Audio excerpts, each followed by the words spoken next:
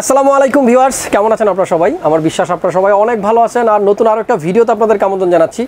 3,95,000 টাকার একটা PC build আপনাদেরকে দেখাবো। আমার এক বড় ভাই আমার কাছে আসছে একটা পিসি বিল্ড করতে, আর তার বাজেট কিন্তু 4 লাখ টাকা। আর ভাইয়া কিন্তু আর্কিটেক্ট ইঞ্জিনিয়ার, আর উনি কিন্তু ওনার কাজের জন্য এই পিসিটা বিল্ড করতেছে, ফাঁকে ফাঁকে গেমও হয়তো খেলবে। তো আপনারা ধৈর্য সহকারে সম্পূর্ণ ভিডিওটা দেখবেন। আশা করতেছি যাদের বাজেট 4 লাখ টাকা আছে তাদের একটা আইডিয়া হয়ে যাবে যে এই বাজেটে আপনারা কী ধরনের পিসি বিল্ড করলে আরামসে আপনার কাজগুলো সুন্দরভাবে করতে পারবেন। তো চলুন কথা না বাড়িয়ে মূল ভিডিওটা শুরু করি।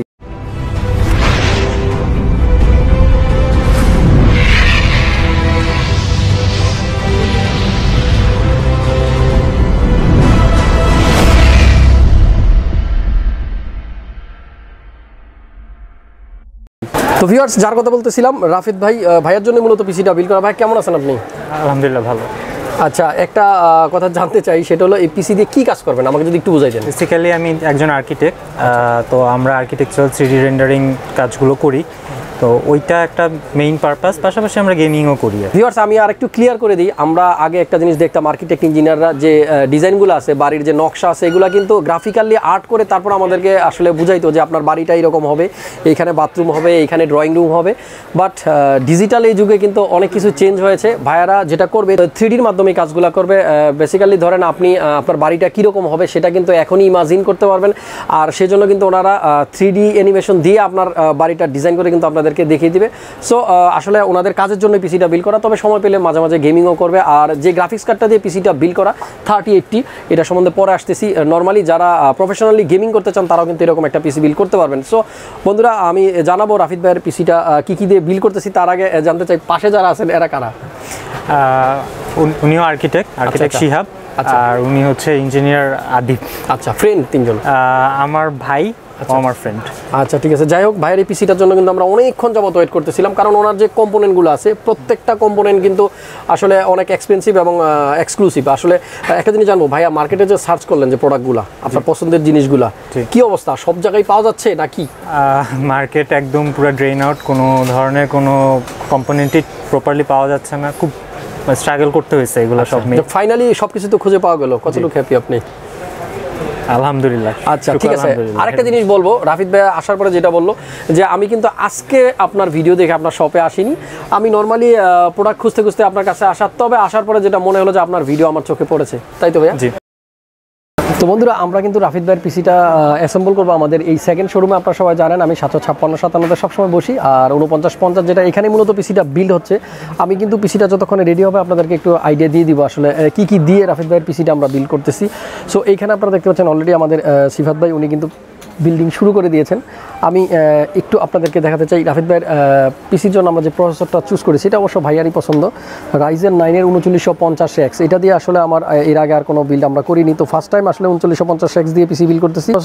প্রসেসরটার স্পেসিফিকেশন বলতে গেলে 16 কোর 32 থ্রেডের একটা প্রসেসর, যেটার বেস স্পিড হলো আপনার 3.5 এবং বুস্ট অবস্থায় এটা 4.7 কিন্তু আমরা স্পিড পেয়ে যাব।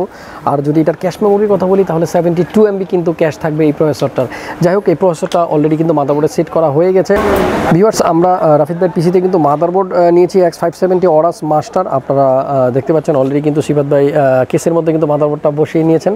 তো এই মাদারবোর্ডটা সম্বন্ধে আসলে আমরা অত ডিটেলসে যাচ্ছি না, আপনারা যারা যারা এর সম্বন্ধে আরও ডিটেলস জানতে চান অবশ্যই কিন্তু গুগল অথবা ইউটিউবে সার্চ করে জেনে নেবেন। আর আমাদের আসলে আজকে এতটাই সময় কম, আমি চিন্তা করেছিলাম পিসিটা বিল্ড করার পর ভিডিওটা করি, আসলে সময় খুব অল্প। যাই হোক, আমরা এই মাদারবোর্ডের পাশাপাশি কিন্তু 4টা র্যাম ইউজ করবো আজকে এই পিসির মধ্যে। একটা র্যাম লাগিয়ে ফেলেছি মাদারবোর্ডের মধ্যে, আপনাদেরকে একটু দেখাতে চাই। Trident Z G স্কিলের 3600 মেগাহার্টসের 4টা র্যাম। আপনারা যদি একটু দেখাই, এখানে কিন্তু 32 GB করে এক একটা র্যাম, 3600 মেগাহার্টসের 4টা র্যাম, তার মানে 128 GB র্যাম দিয়ে কিন্তু পিসিটা বিল্ড হচ্ছে। আমরা এর আগে আসলে এত র্যাম দিয়ে কোনো পিসি বিল্ড করিনি। আর বলে তো আগেই দিয়েছি যে এটা একটা এডিটিং পিসি, এটা দিয়ে উনি মূলত রেন্ডারিং করবে এবং 3Dর কাজ করবে, সেজন্য কিন্তু এত বেশি র্যাম রাখা হয়েছে। তো বন্ধুরা, আমরা এই পিসির মধ্যে কিন্তু একটা স্টোরেজ ইউজ করবো। মামুন একটু সামনে আসো। এইচপির SSD EX950 M.2 NVMe, এটা কিন্তু 2 টেরাবাইট। আমরা আসলে এত বড় স্টোরেজ দিয়েও এর আগে পিসি বিল্ড করিনি, বলে নিই এই পিসির ম্যাক্সিমাম কম্পোনেন্টগুলোই কিন্তু একেবারে নতুন আমার ভিডিওতে। তো 2 টেরাবাইট এইচপির একটা NVMe M.2 থাকতেছে, EX950 হলো এর মডেল। আর আমরা যদি একটু ভিতরের দিকে আসি, অলরেডি কিন্তু পিসির কাজ আমরা শুরু করে দিয়েছি। দেখতে পাচ্ছেন এখানে কিন্তু অলরেডি প্রসেসর লাগানো হয়ে গেছে, প্লাস এখানে র্যামও লাগানো হয়ে গেছে, 4টা র্যাম একসাথে। এগুলো যখন জ্বলবে, পিসিটা যখন চালু করবো তখন কিন্তু বেশ চমৎকার লাগবে দেখতে। আর কঙ্কায়ার কুগারের একটা কম্পিউটার কেস, যেটা আমার ভিডিওতে এর আগেও দেখেছেন, সেটা দিয়ে কিন্তু মূলত পিসিটা বিল্ড করা হচ্ছে।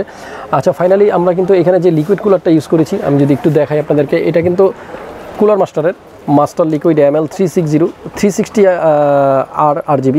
এখানে মূলত 3টা ফ্যান থাকবে। আপনারা দেখতে পাচ্ছেন রেডিয়েটরটা কিন্তু আমরা একেবারে উপরে সেট করে দিয়েছি এবং 3টা ফ্যানও কিন্তু নিচের দিকে আছে।